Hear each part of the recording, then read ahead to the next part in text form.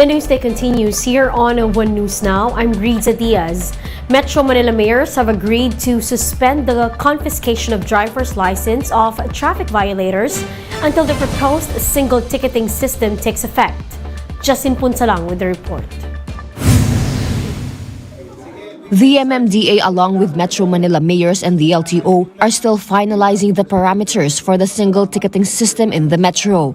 According to MMDA Chairman Attorney Romando Artes, Metro Manila LGUs will soon have access to the LTO system where records of traffic violations are kept. Each violation will count as a demerit point, which, upon reaching a cap, will have consequences. Ang apprehending officer po can communicate sa kanilang City Hall to check kung ilan na po yung demerit points kasi may access na po ang LGU sa LTO system, in which case right there and then pag nakita po ng apprehending officer na confirm niya na meron ng 10 demerit points yung driver na yon, pwede na pong i-confiscate yung license. The technical working group explained that under the single ticketing system, a motorist will be penalized once, regardless of the number of times they will be apprehended for the same traffic violation. They said this system will weed out irresponsible motorists. This approach will allow us to properly monitor yung mga drivers po natin at sa ganun po talagang yung pagbibigay po natin ng lisensya, we only give it to deserving and qualified drivers. 20 common traffic violations will be included in the single ticketing system. While the list is not yet available, Makati Mayor Abby Binay said that the list includes disrespecting traffic enforcers. I think we fail to realize that they are public servants. Bakit sa ibang bansa, pag hinuhuli tayo, takot na takot tayo? Pero bakit sa sarili nating lugar, nakikipag-argumento pa tayo? Also part of the single ticketing system is an easier payment scheme. According to the TWG, violators will be able to pay off their penalties through bayad centers. But for those who plan on contesting their violations, the MMDA chairman said that they are also streamlining the process for this. However, with the system still being fine-tuned, Metro Manila mayors agreed not to confiscate the licenses for the time being. Instead, LGUs will compile the traffic violations and submit the list to the LTO. Guidelines for the single ticketing system is expected to be released and implemented by the first quarter of 2023. For News 5, Justine Punsalang, we are One News. Finance Chief Ben Jokno is calling for the swift passage of the measure creating the Maharlika Wealth Fund. Jokno said that economic managers are in support of the proposal, which he describes as a vehicle for prosperity. He expressed confidence that the right people will be chosen to manage the funds. They will be able to ensure the availability of an alternative high-return investment platform, obtain the best absolute return for the funds, find additional sources of liquidity as the need arises, and perform better risk management given additional layers of checks and balances. Jokno also explained that the MWF will use proceeds from privatized government assets. He added that state insurance agencies may still invest in the Sovereign Wealth Fund if they wish to. The GSIS and SSS were recently removed as a funding source for the MWF after pushback from several groups. We are not mandating them to contribute. If they want high return, they may decide to contribute. Okay, but that is up to the respective boards of GSIS. We'll be back with more stories after the break. Keep it here on One News.